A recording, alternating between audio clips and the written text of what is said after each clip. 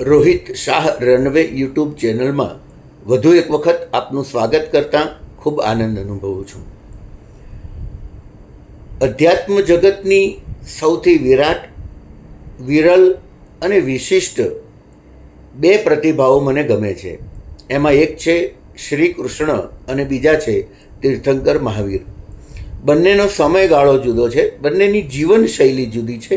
ક્યારેક તો એમ લાગે કે એ બંનેની જીવનશૈલી સામસામે છેડાની છે, અને છતાંય એમની પ્રતિભામાં રહેલું પોતિકાપણું મને હંમેશા ગમ્યું છે. શ્રી કૃષ્ણ નટખટ છે, તોફાની છે, મોજ મસ્તી કરનારા છે, અને છતાંય પોતાનો કર્તવ્ય ધર્મ કદી ચૂક્યા નથી.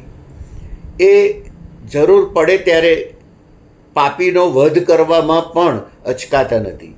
બીજી તરફ મહાવીર સ્વામીનું જીવન સંયમ અને સાદગીથી છલોછલ અને બિલકુલ સાત્વિક, પોતાનું અહિત કરનારનું પણ કલ્યાણ ઈચ્છનારા મહાવીર. એટલે આ બંને સામસામા છેડાએ ઊભેલી વ્યક્તિઓ કહી શકાય, અને છતાંય મને એ ગમે છે.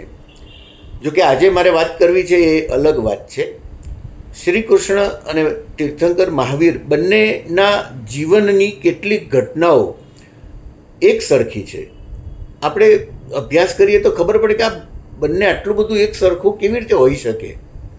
કોમ્પ્યુટરની ભાષામાં કહીએ તો કોપી પેસ્ટ જ લાગે. શરૂઆત કરું તો શ્રી કૃષ્ણને જન્મ આપ્યો માતા દેવકીએ અને ઉછેર કર્યો યશોદા માતાએ. એટલે શ્રી કૃષ્ણને બે માતાઓ છે. ભગવાન મહાવીરને પણ બે માતાઓ છે. દેવાનંદાની કુક્ષીએ એ ગર્ભમાં આવ્યા અને ત્રિશલા માતા દ્વારા એમનો જન્મ થયો.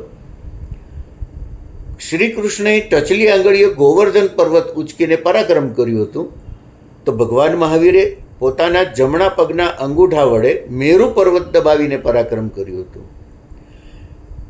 શ્રી કૃષ્ણે યમુના નદીમાં રહેલા કાળી નાગનો દમન કરીને ત્યાં વસતા લોકોનો ઉદ્ધાર કર્યો હતો. તો ભગવાન મહાવીરે ચંડકૌશિક નાગને ઉદ્ધાર કર્યો હતો અને એનું પોતાનું કલ્યાણ કર્યું હતું. શ્રી કૃષ્ણએ કુબ્જાનો ઉદ્ધાર કર્યો હતો, જે એ વખતે ઉપેક્ષિત નારી હતી. તો ભગવાન મહાવીરે પણ ચંદનબાળાનો ઉદ્ધાર કર્યો હતો. આ બધી ઘટનાઓ, હજી ઘણી ઘટનાઓ કહી શકાય એવી છે. આ જે એમાં સરખાપણું છે એ સંયોગોને આધીન છે કે સાચી ઘટનાઓ છે, કે એમાં કોઈ રીતે આ અનુસંધાન જોડવામાં આવ્યું હશે એ વિશે આપણે બેખબર છીએ. પરંતુ આશ્ચર્ય ઉપજાવે એવું આ સામ્ય છે. અને છતાંય મારો જ્યાં સુધી અનુબંધ છે ત્યાં સુધી મને તો આ બંને પ્રતિભાઓ ખૂબ ગમે છે.